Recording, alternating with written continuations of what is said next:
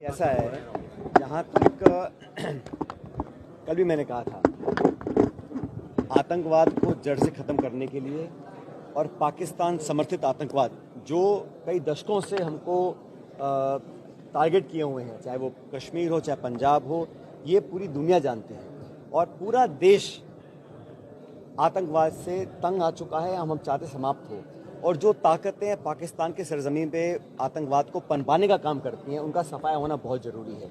इसमें कोई दो राय नहीं है, इसमें कोई अलग अलग बात करने का मतलब नहीं बनता। सारे दल, पक्ष विपक्ष, पूरा देश एकजुट है और होना भी चाहिए।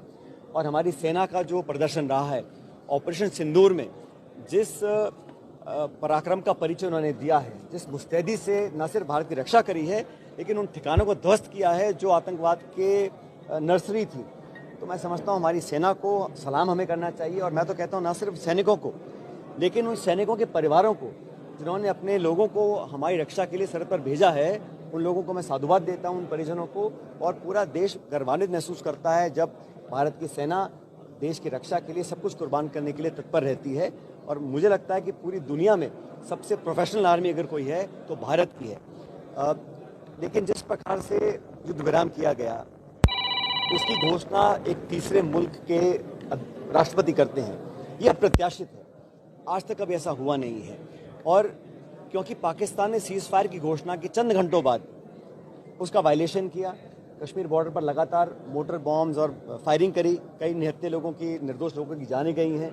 तो जिस देश से आपने समझौता किया है, क्या विश्वसनीयता है उसकी, क्या क्रेडिबिलिटी है कि आगे इस प्रकार के काम नहीं होंगे। और मुझे तो इस बात की भी चिंता है कि IMF ने अभी बहुत बड़ा लोन उनको दिया है और अमेरिका के राष्ट्रपति कहते हैं बहुत व्यापार करेंगे पाकिस्तान के साथ। जो संसाधन पाकिस्तान के पास हैं उसका वो दुरुपयोग नहीं करेंगे, इसकी क्या गारंटी है। वो टेरर फंडिंग दोबारा चालू नहीं करेंगे, इसकी क्या गारंटी है। इसलिए सरकार को स्पष्ट करना चाहिए कि क्या आश्वासन उनको मिला है, क्योंकि हम लोग चर्चा करें आतंकवाद की और अमेरिका ने नया शगुफा छोड़ दिया है कश्मीर का। कश्मीर की तो चर्चा ही नहीं थी भाई, ये अलग अलग मुद्दे हैं और कश्मीर द्विपक्षीय मामला है। इसका अंतर्राष्ट्रीयकरण करना मैं समझता बड़ा दुर्भाग्यपूर्ण है, होना नहीं चाहिए। और मुझे लगता है कि अलग अलग देशों से जो आवाज़ें आ रही हैं उसमें कहीं ना कहीं भारत और पाकिस्तान को एक तराजू में तोलने का काम किया जा रहा है, जो बड़ा गलत है, क्योंकि कोई तुलना नहीं है। भारत की अर्थव्यवस्था पाकिस्तान से 11 गुना है, वो एक फेल्ड स्टेट है।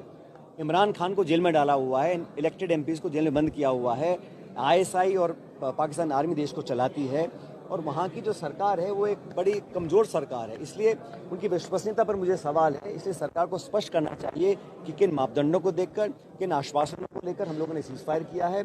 और अमेरिका का जो हस्तक्षेप रहा कश्मीर पर मध्यस्थता की वो बात कर रहे हैं, उसको सिरे से नकारना चाहिए। और विदेश मंत्रालय के कोई प्रवक्ता वक्तव्य दें, उसका कोई मतलब नहीं है। सबसे ऊँचे लेवल से ये खंडन आना चाहिए कि हमने व्यापार के लोभ में या डर से ये समझौता नहीं किया है। और राष्ट्रपति 3 बार बोला ट्रंप साहब ने कि मैंने ट्रेड का और व्यापार का डर या लालच दिखाकर ये संधि करवाई है, उसको नकारा जाना चाहिए। और मुझे लगता है कि पूरा देश एकजुट है। आपको याद होगा 22 अप्रैल को जब घटना घटी, सबसे पहले खरगे साहब ने प्रेस कॉन्फ्रेंस करके कहा हम सरकार के साथ हैं। और आज भी जहाँ तक देश की अखंडता, सुरक्षा और फौज की बात है, हम सब लोग एक थे और एक रहेंगे।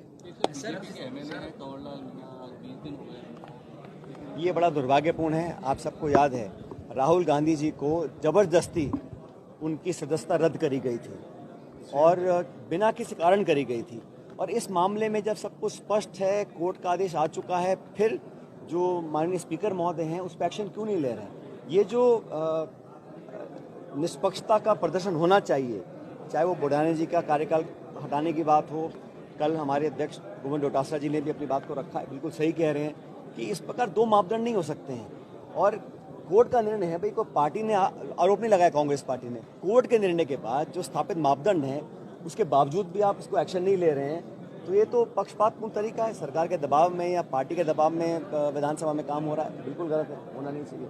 सर, शशि थरूर का कांग्रेस के नाम की जगह पर सरकार कांग्रेस के लिए ऐसे मसले पर भी सियासत कर रही है सरकार। देखिए, इस पे जो कहना था पार्टी ने कह दिया है, लेकिन मुद्दा ये है कि जो डेलीगेशन जा रहे हैं ये दुनिया को बताएंगे कि पाकिस्तान ने किस प्रकार हम पर, अच्छा प्रमाण के साथ है ना, बम्बई में अटैक हुआ, पुलवामा में हुआ, पहलगाम में हुआ, तथ्यों के साथ, एविडेंस के साथ दुनिया को बताना बहुत ज़रूरी है, क्योंकि जो नैरेटिव है, चाइना ने खुलकर समर्थन किया पाकिस्तान का, आप कल्पना कीजिए।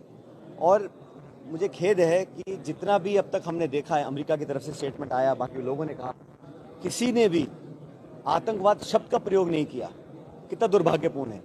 यहाँ पर हम लोगों को और काम करने की ज़रूरत है। अगर आतंकवाद जो हमारा मुद्दा था, पाक समर्थित आतंकवाद, उसकी कोई भर्त्सना नहीं कर रहा, उसकी कोई चर्चा नहीं कर रहा, सिर्फ शांति अपील कर रहे हैं और कश्मीर को मुद्दा बनाना चाहते हैं, तो जो डेलीगेशन जा रहे हैं अपना काम करेंगे।